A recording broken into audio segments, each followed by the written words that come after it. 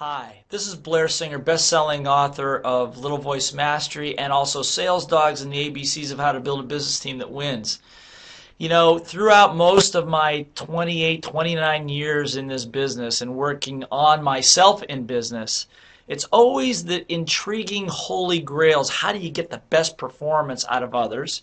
But most importantly, how do I get the best performance out of myself?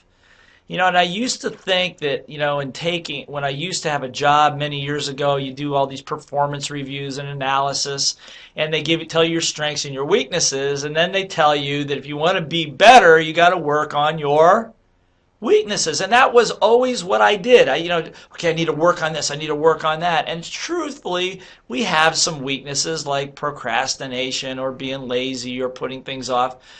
But it's a little deeper than that. The truth of it is that what I've found most recently over the last 10 years is that if you want to focus on your weaknesses, guess what? You're going to find a lot of them. As a matter of fact, after you find one weakness, guess what you're going to find is another one. And what happens is you can dig a hole so deep looking for every deep, dark, secret malady, inconsistency about you, and you'll never be dissatisfied with looking for one because you'll always find one. And that's a problem.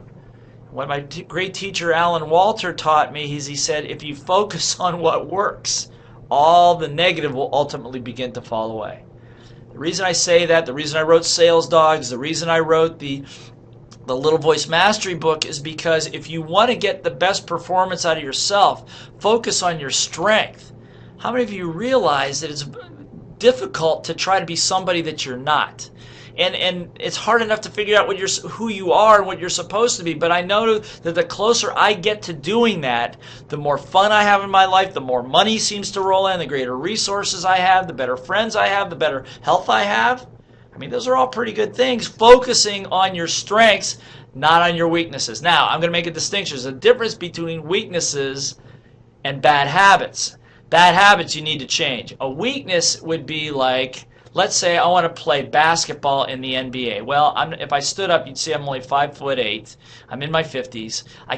My vertical jump is maybe 12 inches at best. There's no flipping way I'm going to be able to be a pro in the National Basketball Association. That's a weakness. I'm vertically impaired, so to speak.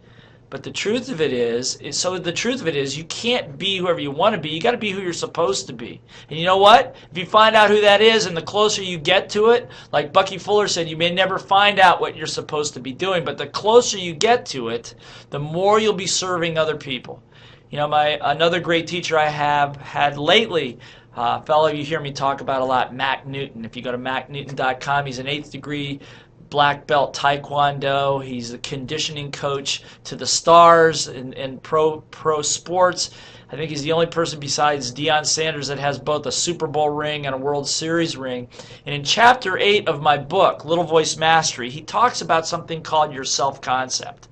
Your self-concept drives everything to your results. And he says that your results can never exceed your self-concept. Now, why is this important? Because part of your self-concept is your self-esteem, your self-image, your self-ideals.